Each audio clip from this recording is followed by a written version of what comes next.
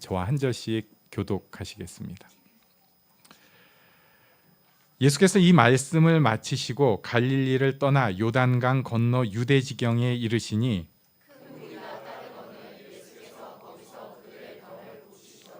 바리새인들이 예수께 나아와 그를 시험하여 이르되 사람이 어떤 이유가 있으면 그 아내를 버리는 것이 옳으니까?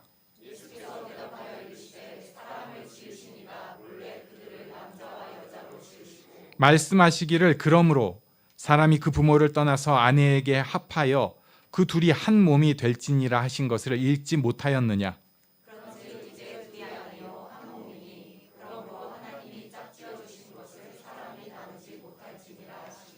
여짜오되 그러면 어찌하여 모세는 이혼 증서를 주어서 버리라 명하였나이까?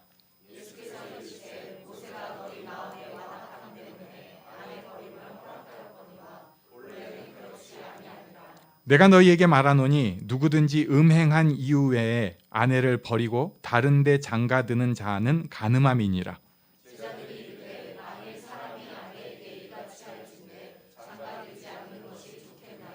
예수께서 이르시되 사람마다 이 말을 받지 못하고 오직 타고난 자라야 할지니라. 어머니의 태로부터 된 고자도 있고 사람이 만든 고자도 있고 천국을 위하여 스스로 된 고자도 있도다. 이 말을 받을 만한 자는 받을지어다. 아멘. 오늘은 이제 예수님께서 또 새로운 좀 변모된 설교를 하는 모습을 보게 됩니다. 베드로가 마태복음 16장에서 신앙 고백을 한 후에 이 큰 사건 후에 예수님께서는 공동체, 교회, 천국의 질서를 알려주셨습니다. 좀 다른 질서예요. 천국에서는 자기를 낮추는 사람이 큰 사람입니다. 그래서 또 천국에서는 작은 자들, 찍소리 못하는 사람들을 오히려 실족하지 않도록 애를 써야 됩니다. 또 천국에서는 지난주에 본 어려운 말씀, 용서가 있어야 됩니다. 용서해야 되는 곳입니다. 교회는 용서를 배우는 곳이기도 합니다. 이런 말씀들 굉장히 좋은 말씀입니다. 그런데 문제가 있습니다. 이건요, 교회용이에요. 좀 우리 삶은 그것과는 좀 떨어져 있습니다. 삶은 엉망진창입니다. 죄가 있는 곳이다 보니까 엉망진창이에요. 예수님 말씀하시는 천국, 또 우리가 목표로 삼고 우리가 만들어 가야 되는 교회의 좋은 모습하고는 우리가 생각할 땐 너무나 다른, 아예 그냥 얘기가 안 통하는 것 같아요. 그런데 예수님은 오늘 본문 말씀을 통해서 그 엉망진창인 삶의 현장 속으로 들어가시는 것을 볼 수 있습니다. 그러니까 삶의 현장을 예수님 피하시는 분이 아니었어요. 나는 거룩하니까 딱 떨어져서 고귀하게 있는 분이 아니라 그 속으로 들어가서 그 상황까지 다 우리와 똑같이 겪으시고 그에 대해서 말씀해 주신 분이 예수님이셨습니다. 게다가 이 사람들, 참 하필 오늘 가져온 문제는 부부에 대한 이야기입니다. 부부 문제가 가장 시끄럽고 어려운 문제입니다. 왜? 부부는 어쨌든 희생을 통해서 만났기 때문에 그렇습니다. 서로 배우자를 딱 선택했을 때 우리는 다른 모든 이성들을 포기해 버린 거죠. 네. 그러니까 다른 사람들 다 제끼고 난 저 사람이다. 아이고, 지 주제에 그만하면 잘했지. 그러나 어쨌든 그 사람은 다른 선택을 잘라낸 거예요. 게다가 거기서 끝이 아니고요. 서로가 함께 살아가기 위해서는 굉장히 남이 모르는 감정적인 희생이 모든 부부들이 있을 수밖에 없습니다. 물론 그러면서 또 누리는 부부만의 행복이 있을 수 있겠습니다만은 부부는 그래서 시끄럽고 힘든 이야기예요. 우리나라에서는 그래서 전통적으로 그건 사생활이다. 건드리지 말아라. 그건 내두에 두세요. 이런 견해가 꽤 세게 자리 잡고 있었습니다. 그러나 예수님께서는 그 자리에 지금 말씀을 하고 계십니다. 저는 오늘 말씀을 통해서 우리 안에 성령님께서 우리에게 좀 깨우침을 주셨으면 좋겠습니다. 네, 그래서 진짜 행복한 부부들이 되시기를 바랍니다. 오늘은 우리 3절부터 한번 같이 볼까요? 3절 말씀 시작. 바리새인들이 예수께 나와 그를 시험하여 이르되 사람이 어떤 이유가 있으면 그 아내를 버리는 것이 옳으니까. 바리새인들이 예수님께 나와왔습니다. 예수님께 갔는데 문제는 예수님을 시험하여 말씀하고 있는 거예요. 시험하여 이르되. 대화가 좋은 방향으로 가려고 마음을 열고 뭔가 합을 가는 것이 아니라 싸우려고 하는 대화입니다. 진리를 알려고 하는 질문이 아니고요. 트집 잡고 함정에 빠뜨리려고 하는, 어떻게 보면 딱 부부 지금 얘기하는 거랑 딱 맞아가는 게 지금 상황이에요. 그때 예수님께서 아주 기본적인 것부터 설명을 해주십니다. 우리 4절 5절을 같이 읽습니다. 시작. 예수께서 대답하여 이르시되 사람을 지으신 이가 본래 그들을 남자와 여자로 지으시고 말씀하시기를 그러므로 사람이 그 부모를 떠나서 아내에게 합하여 그 둘이 한 몸이 될지니라 하신 것을 읽지 못하였느냐. 예수님께서는 창세기 2장 말씀을 갖고 왔습니다. 그래서 사람을 지으신 하나님께서 이런 일들을 하신 것이다. 남자와 여자로 만드시고 부모를 떠나서 아내가 합하고 둘이 한 몸이 되어야 한다. 이것이 결혼이라고 창세기가 알려주시는데 그것을 먼저 말씀을 해주셨습니다. 그리고 나서 우리 6절도 같이 읽습니다. 6절 시작. 그런즉 이제 둘이 아니요 한 몸이니 그러므로 하나님이 짝지어 주신 것을 사람이 나누지 못할지니라 하시니. 여기 중요한 말씀이 있어요. 우리가 요즘 좀 동성 결혼 이런 것 때문에 이제 시끄러워져 가지고 교회에서도 되게 중립적인 얘기를 하는 게 좀 더 세련돼 보이고 자꾸 그런 얘기에 치우치다 보니까 그러는 거 저는 논의할 수 있다고 생각합니다. 또 그거 갖고 좀 싸울 수도 있다고는 봐요. 그런데 문제는 그런 문제 때문에 많은 다수가 진짜 하나님의 뜻을 그냥 어리숭하게 그 사람들 불편할 수 있잖아.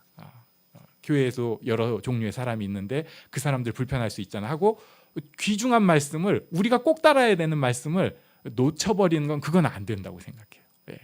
논쟁에 대해서는 논쟁을 할 수도 있고 뭐가 옳으냐 시대가 이렇게 됐는데 진짜 우리를 사랑하신 하나님의 뜻을 찾아야 되는 거 다 가능합니다. 그런데 하나님의 근본적인 뜻을 우리가 잘 알아야 돼요. 그것도 모르고 나서 괜히 논쟁만 하니까 결국은 멱살잡이 싸움만 되는데 여기 오늘 본문에는요 명확하게 말씀하고 있어요.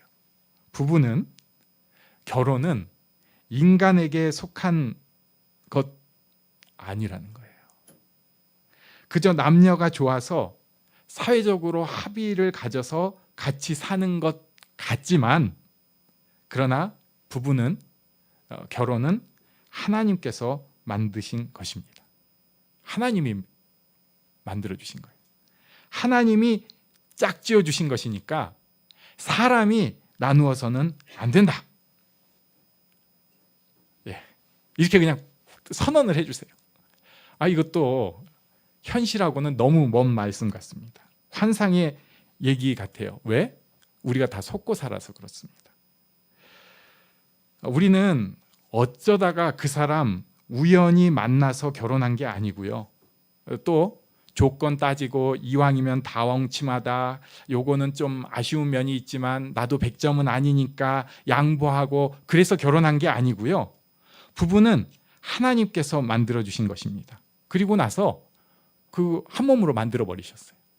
하나님께서 만들어 주시고 한 몸으로 본드로 붙여 버리셨어요. 본드로 붙이셨는데 이 둘이 붙여 놓으니까 얼마나 힘들겠어요. 굉장히 힘들어요. 분명히 부부는 둘이에요. 너는 너, 나는 나. 이 면이 있는데 붙여 놓으니까 굉장히 힘든 거예요. 예수님은 이 원론적인 답을 명확하게 먼저 해주십니다. 부부들은 기억해야 됩니다. 하나님께서 만들어 주신 거다. 너무 싫어. 하나님 왜 그러셨어? 그럴 수 있어요. 그럴 수 있어요. 그러나 그래도 인정하셔야 돼요. 하나님이 하신 거예요. 난 이해 못하겠어. 난 난 기도할 때마다 화가 나 하더라도 일단 인정을 하셔야 돼요. 하나님이 해주신 거다. 그런데 바리새인들이 이 원론적인 답을 듣고 그냥 넘어갈 사람들이 절대 아닙니다. 그래서 7절에 따지는 거죠. 여짜오되 그러면 어찌하여 모세는 이혼 증서를 주어서 버리라 명하였나이까. 이거 모세가 신명기 24장에 한 말씀이거든요. 신명기 24장 1절에 보면은 사람이 아내를 맞이하여 데려온 후에 그에게 수치되는 일이 있음을 발견하고 그를 기뻐하지 아니하면 이혼 증서를 써서 그의 손에 주고 그를 자기 집에서 내보낼 것이요.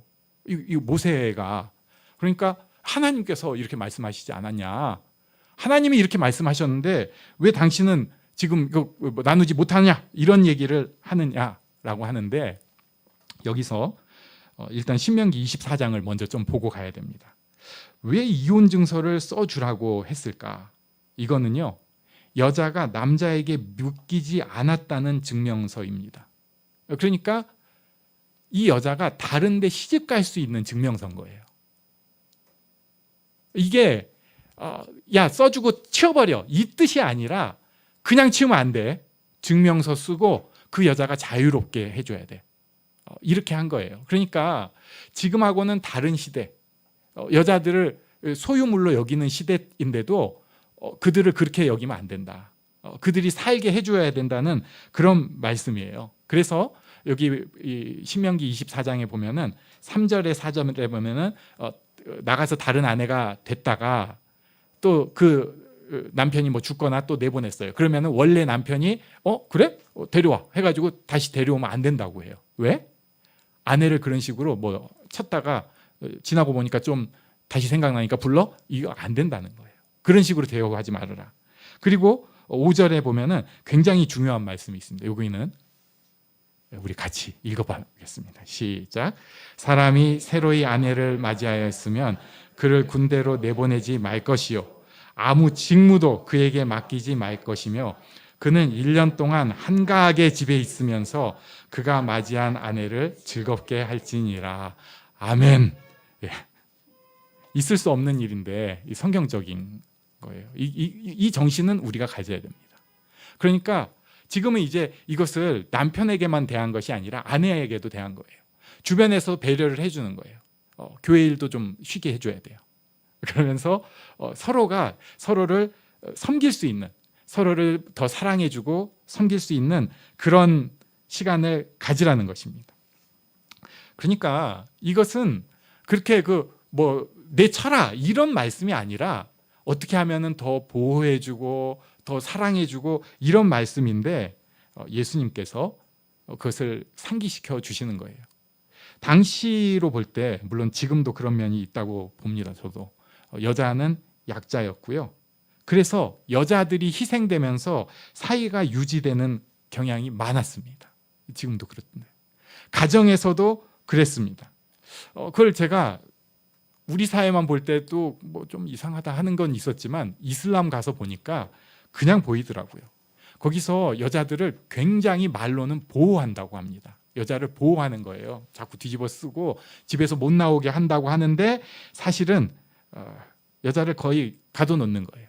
결혼 시집 가잖아요. 그러면 너는 이제 가정에서 행복하게 지내야 돼. 그리고 아예 외출 금지예요. 1년간.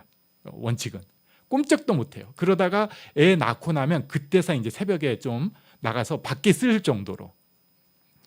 여자는 집안의 소유물인 것처럼 여기는 거죠. 그러면서 귀찮은 일, 힘든 일, 하기 싫은 것은 여자의 몫으로 딱 해놓는 거예요. 약자인 여자를 기반으로 해서 사회가 굴러가게 하고 있는데 성경은 그것에 대해서 성경의 목표는 여자들을 해방시키는 것입니다. 이렇게 얘기는 하지 않지만 분명히 그것을 딱딱 그 매듭을 끊는 모습을 보여주고 있습니다. 바리새인들은 전혀 그런데 그런 생각을 안 하는 거예요. 오히려 약자인 여자들을 더 어떻게 하면은 성경 구절을 좀 피해가면서 등을 좀 쳐볼까 이런 생각을 하고 있는 것입니다. 그래서 예수님께서 8절의 말씀을 세게 해주신 것이죠. 너희 마음의 완악함 때문에 허락했거니와 본래는 그렇지 않다. 그렇지 않다. 그러므로 9절에 음행한 이후에 아내를 버리고 다른데 장가드는 자는 간음함이다라고 딱 명확히 말씀을 해주셨습니다. 당시에 바리새인들이 샴마이 학파, 그 다음에 또 힐렐 학파 이렇게 둘이서 좀 대치를 했다고 합니다. 그런데 대세 다른 거에서는 대세가 샴마이 학파였어요. 얘네들은 뭘 가르쳤는가? 이혼은 배우자가 정절을 어겼을 경우에, 아내가 정절을 어겼을 경우에 이혼할 수 있다라고 가르쳤습니다. 그런데 힐렐 학파는 아까 우리 본 말씀 중에서 보면은 그에게 수치되는 일이 있음을 발견하고 그를 기뻐하지 아니하면, 신명기 24장 1절, 수치되는 일이 있음을 발견하고 그를 기뻐하지 아니하면을 굉장히 넓게 해석을 하는 거예요. 그래가지고 여자가 빵을 태우잖아요. 그럼 이혼 가능합니다. 나중에는 로마의 영향을 받으니까 남자가 이 여자보다 더 기뻐하는 여자가 생겼어. 더 매력적인 여자가. 그러면 이혼 가능하다고 가르치는 거예요. 그런데 문제가 있어요. 여자들은 그때 당시 듣기만 하고 이 주도권 갖는 놈들이 다 남자잖아요. 그러니까 이것들이 어떻게 하겠어요? 야, 내가 말이지 샴마이 학파인데 요거는 힐렐 학파가 맞네. 마음대로 좀 버리자. 요렇게 가는 게 실제로 그때 당시 유대 사회의 모습이었습니다.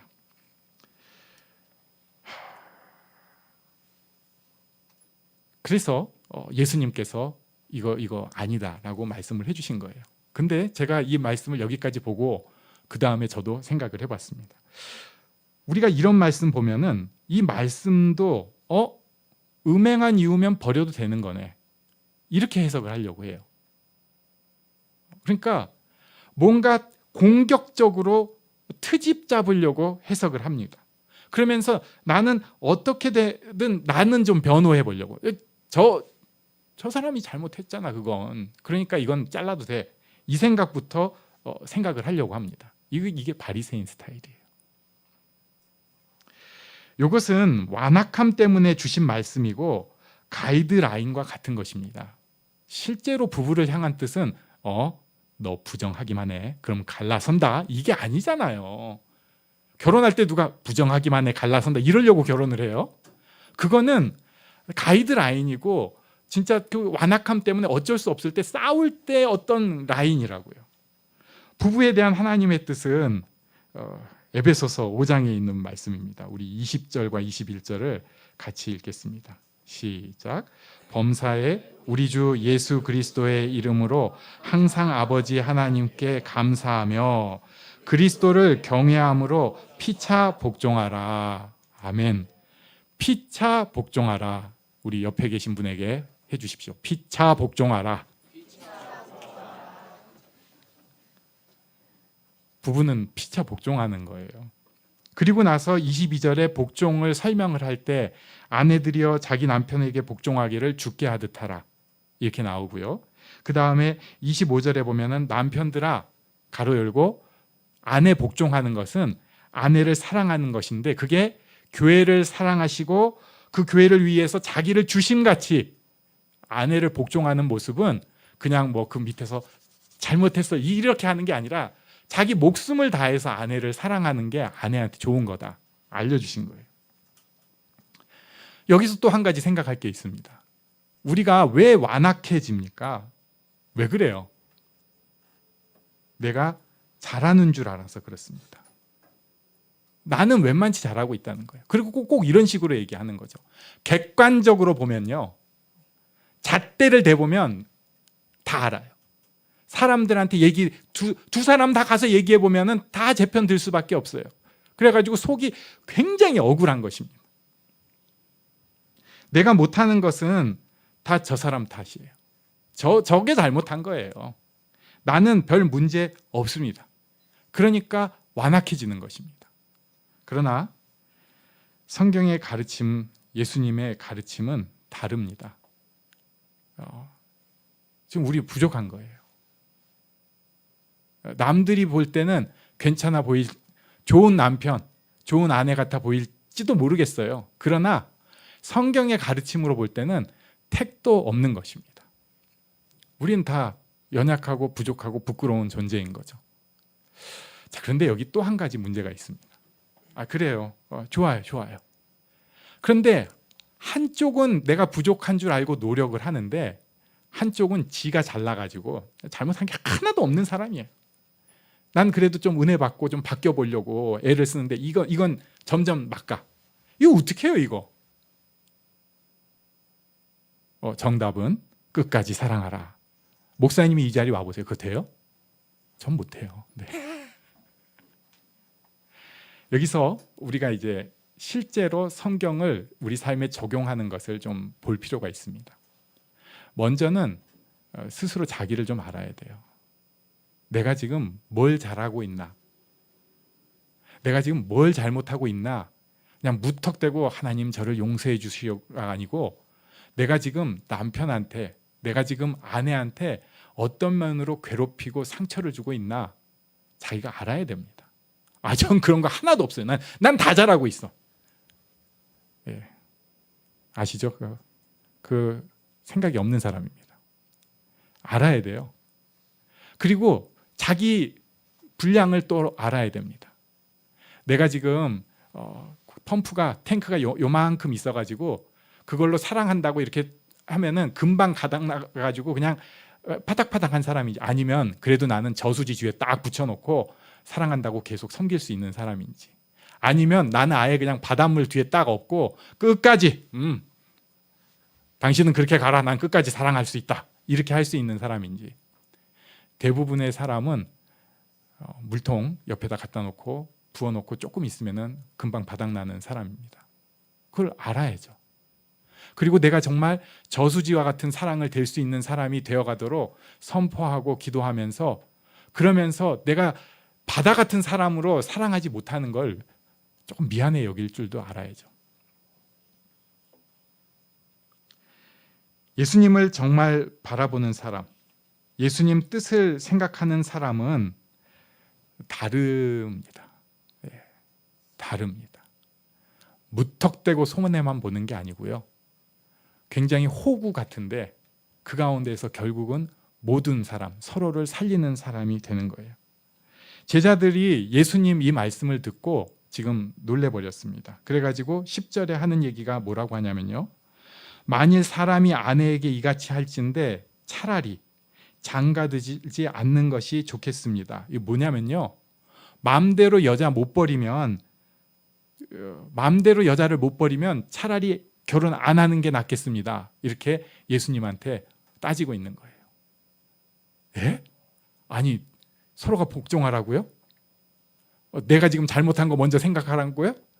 그럴 거면 차라리 결혼 안 하는 게 낫겠습니다 했더니 예수님께서 그 다음에 붙여주신 게 그건 타고난 사람도 있고 어쩔 수 없이 그렇게 된 사람도 있고 또는 스스로 그렇게 된 사람도 있지, 네가 그렇게 쉽게 또 얘기할 게 아니다 라고 부연을 해주세요. 하나님께서는 우리를 각자의 길로 인도해 주십니다. 그런데 특히 결혼이라고 하는 굉장히 신비하고 놀랍고 힘든 관문 안으로 많이 넣어주셨어요.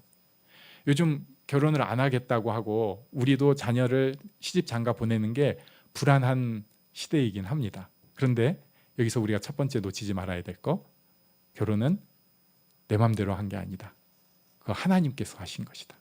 그걸 꼭 인정을 해야 됩니다. 그 다음에 우리가 생각을 해야 될 것은 완벽한 사람이 없다는 거예요. 예, 부끄러운 줄 알아야 되는 거예요. 그리고 하나님께서 만드신 것이니까 하나님께 기도하는 것입니다. 그리고 나에 대해서 그걸 배워가고 내 수준도 알고, 하지만 하나님께서 이 상황에서 내게 원하시는 것을 듣고 찾아가면서 하나님 뜻을 행하기에 힘써 가는 거예요. 그런 부부가 행복한 부부입니다. 남들 보기에 저 부분 되게 좋아 보인다, 땡, 아무짝에도 소용없습니다. 둘이서 취해가지고 우리는 굉장히 좋은 부부야, 그것도 꽤 좋지만 별로 소용없습니다.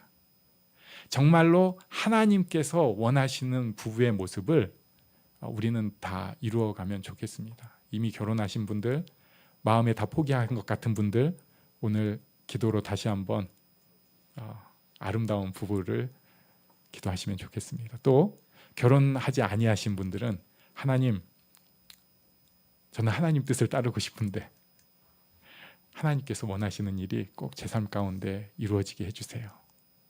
하나님이 원하시는 결혼을 할 수 있도록 인도해 주세요. 이렇게 자신을 축복하면서 기도하는 그런 모습이 있으면 좋겠습니다. 우리 힘으로는 할 수가 없기 때문에 그래요. 하나님께서 우리 삶의 가장 복잡하고 어려운 문제 가운데 개입해 주셔서 하나님의 뜻이 이루어지고 우리는 그 가운데 하나님 안에 성장해가는 우리가 되기를 예수님의 이름으로 축복합니다.